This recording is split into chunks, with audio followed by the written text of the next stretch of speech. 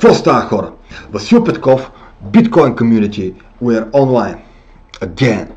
И така, приятели, сигурен съм, че повечето от вас са абсолютно наясно за какво ще говорим днес в днешното видео, а именно за това, че BitConnect натиснаха Escape-а, скамнаха, изчезнаха и в общи линии се прецакахме тотално. Ако мога така да се изразя, естествено има доста епитети, които мога и глаголи да използвам в този момент, но предпочитам да задържим така настроението. Така, в общи линии най-важното и това, което трябва да направите в момента е, ако все още някой не е изтеглил коините, които са в неговия BitConnect Wallet, е да го направи по възможност бързо, защото да не стоят излишно в тази тъй наречена платформа, вече, която абсолютно нищо не може да се случи. Така, как да го направите? Примерно, ще имате два варианта, в смисъл, че може да го направите да прехвърлите коините към HitBTC или пък към Coin Exchange. Ще го направим с Coin Exchange, защото в момента, направих, отворих си всичките. Ужас. И аз не съм много на себе си.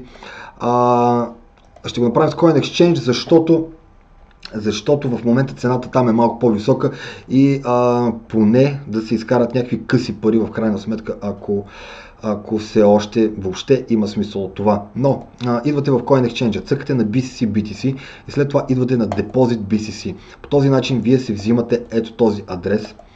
Взимате, това е вашия BitConnect Coin адрес, след това се връщате в сайта и отивате на Wallet.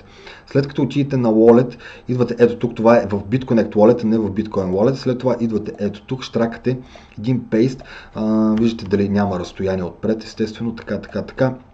И давате All. Цъкате All, за да могат всичките ви коини да бъдат прехвърлени естествено към Coin Exchange. Това тук е вашата парола и след това тук вкарвате вашия код от Google идентификатора, ако имате такъв. След това дате Withdraw и има още един бутон след това Confirm. Цъкате и парите ви трябва да са на път към Coin Exchange, по-скоро коините. Цялото време, което ще ви отнеме това прехвърляне е над 30 минути, поне според мен, зависимост от трафика. Но Coin Exchange очаква 20 конформации, 20 потвърждения, които трябва да има, за да приемат транзакцията за успешна. Така, именно заради тези 20 конформации, вчера ние изгоряхме с над $20 000, което е адски кофти, но вече е факт и не може да направим абсолютно нищо. Точно вчера, когато искахме да изтеглим нашите пари от BitConnect към Coin Exchange, ето така, и това ни отне над час и половина на цялата тази история. И докато това се случи, естествено стана този голям дъмп на пазара, който сами може да видите. Ето тук, штрак надолу, абсолютно всичко се срина и от цена над $230 за коин, цената му спадна до $20. В момента се разменя за $16, мисля, един коин, което е пълен смях и дори продължава да пада, така че нещата са абсолютно необратимо случващи се, поне според мен. Естествено, коина може и да се дигне някога във времето, но за момента това ме съмнява да се случи. Така, в общи линии какво стана и да поговорим какво може би се е случило. Естествено, то е абсолютно ясно какво се е случило. BitConnect излезаха с едно такова съобщение, становище, естествено, като влезете в сайта, нали, все пак. Тук ви излиза, ето тук сега трябва да изкочи, ето го, това.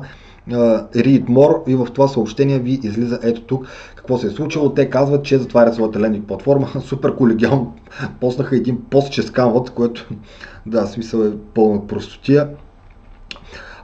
След това казват, нали, че ще ни бъдат върнати нашите нашия цялостен ленд, който сме направили до момента, но в еквивалент на BitConnect коини, което е наистина обезмисля цялата история, въпреки че те са го направили на курс от $363 за последните 15 дена, де-факто, както е бил в CoinMarketCap, но това обезмисля цялата история, защото знаете, че когато тези монети бъдат разпродадени в тази паника на хората, този шаш, които бяха всички, естествено цената на тези монети се обезмисля и сякаш имате смисъл, всичко се стопява за секунди и абсолютно нищо не успяхме да вземем, което е кофтия момент.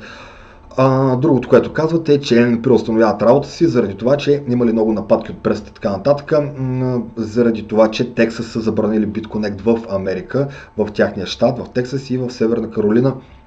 И естествено говорите за тези DDoS атаки, които според мен бяха една спекулация вече. В смисъл това сега си го мисля на по-начист ум и разум, ако мога така да се изразя, защото виждате, че докато те действаха, в смисъл, че доста често пускаха твитове и обещаваха хората, че всичко ще бъде наред, по 2-3 пъти на ден. Хората естествено се успокояха, вярваха в тях и те през това време спокойно са си действали и са прехвърляли от всеки един възможен акаунт от Lending Wallet си към BitConnect Coin Wallet. По този начин това е отнело наистина доста време, защото знаете, това са над 1,5 милиона регистрирани акаунти и след като това е завършило, те естествено пускат сайта и викат, ето да, това е всичко приключи, стига толкова от нас. Естествено, тук има една друга глупост, която гласи, че BitConnect X ще продължава да работи, но ме съмнява някой някога вече да повярва в нещо от бранда на BitConnect, каквото и да е било то. Виждате, BitConnect ще ли да пуснат или ще пуснат един exchange платформа, където ще се търгува BitConnect X и също така и BSC токена, коина, което за мен са вече неща, които няма никакъв смисъл да ги коментираме. Хора, в общи линии това е с BitConnect. Отговаряхме на абсолютно всеки, който пишеше, дори с нощи до супер късно, до 3-4 часа сме стояли по компютрите в общи линии, но това е напълно задължително за това за нас. Отговаряме на всеки, в общи линии това е, което трябваше да кажем.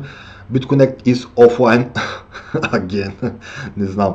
Просто това беше каквото беше с BitConnect. От тук нататък аз лично ви препоръчвам, опарихме се стабилно, препоръчвам ви да избягваме лендинг платформите, защото виждате какви неща стават. Пък и след този удар от BitConnect, след този скам, предполагам, че много от платформите първо, че ще им бъде, цената на коина ще им спадне доста, защото много хора ще започнат да се притесняват за своите пари, ще започнат да разпродават всичко, което имат от тях, а пък и доверието във всички други платформи ще бъде намалено, щом BitConnect изгоря, де-факто платформата, която създаде всички други платформи след нея, приключа работа, какво остава за платформи, които са на по 1 месец, 2 месеца или 3 месеца.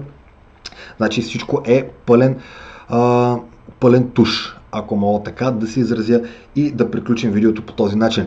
Ако имате въпроси, пишете на страницата Bitcoin Community. Отговарянето вече е наистина тотално затруднено, защото много хора пишат на страницата в момента. Ще се опитваме да ви информираме за всичко, което се случва. В смисъл спрямо BitConnect вече няма какво да се каже. Това е според мен изчерпана тема. Ако имате въпроси и други неща на страницата, пишете. Васил Петков, Bitcoin Community. We was online again. Чао, до нови срещи. Аре, чуваме се, виждаме се и това е.